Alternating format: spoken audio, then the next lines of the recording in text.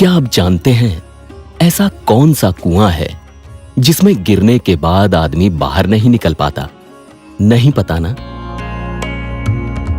ऐसा ही सवाल एक बार राजा भोज के दरबार में भी उठा था, लेकिन इस प्रश्न का उत्तर कोई नहीं दे पाया था। तो आखिर इस सवाल का जवाब क्या है? यही जानने के लिए मैं सिद्धार्थ लेकर आया हूं एक बहुत ही जबरदस्त कहानी। जैसा कि मैंने बताया कि राजा भोज के दरबार में जब सवाल उठा कि ऐसा कौन सा कुआं है जिसमें गिरने के बाद आदमी बाहर नहीं निकल पाता, तो इस प्रश्न का उत्तर कोई नहीं दे पाया। आखिर में राजा भोज ने राज पंडित से कहा, राज पंडित, इस प्रश्न का उत्तर 7 दिनों के अंदर लेकर आओ, वरना आपको अभी तक जो भी इनाम, धन, सम्मान आदि दिए गए हैं वापस ले लिए जाएंगे तथा इस नगरी को छोड़कर दूसरी जगह जाना होगा।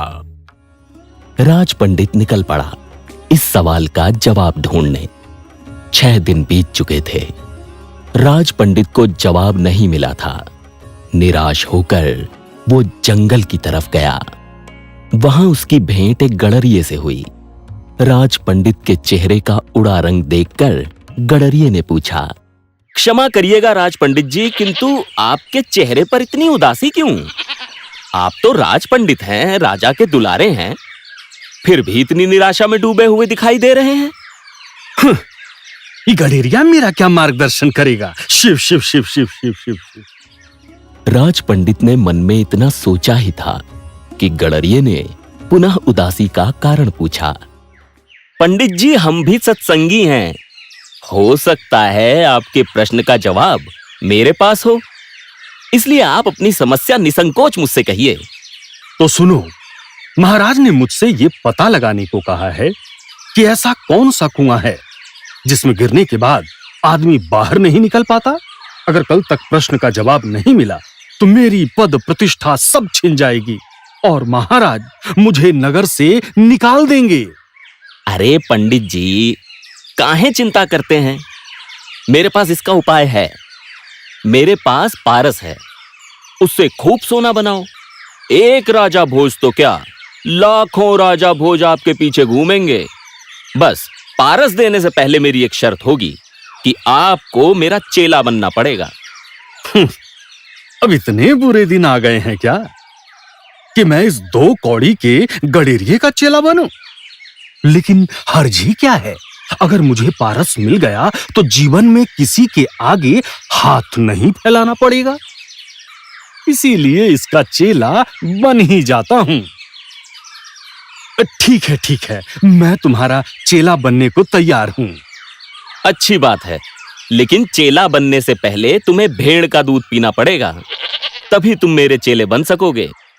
तुम्हें ज्ञात नहीं कि मैं ब्राह्मण हूं, और ब्राह्मण यदि भेड़ का दूध पिएगा तो उसकी बुद्धि मारी जाएगी। मैं दूध नहीं पीऊंगा। तो जाओ, मैं पारस नहीं दूंगा। और ठीक है भाई, ठीक है, मैं दूध पीने को तैयार हूं। आगे क्या करना है? पहले मैं दूध को जूठा करूंगा, फिर तुम्हें पीना पड़ेगा। तू तो हद करता है, ब्राह्मण को झूठा पिलाएगा? तो जाओ। क्या मुसीबत है तो बड़ा कठिन। अच्छा चलो, ठीक है, मैं तैयार हूं। मिल गया जवाब। यही तो कुआं है, लोभ का, तृष्णा का, जिसमें आदमी गिरता जाता है और फिर कभी नहीं निकलता।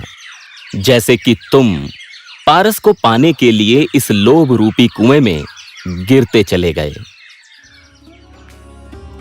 आज राजपुरोहित को नए ज्ञान की प्राप्ति हुई थी। ऐसा ज्ञान जिससे उसकी प्रतिष्ठा, संपत्ति को खोने का डर हमेशा के लिए समाप्त हो गया।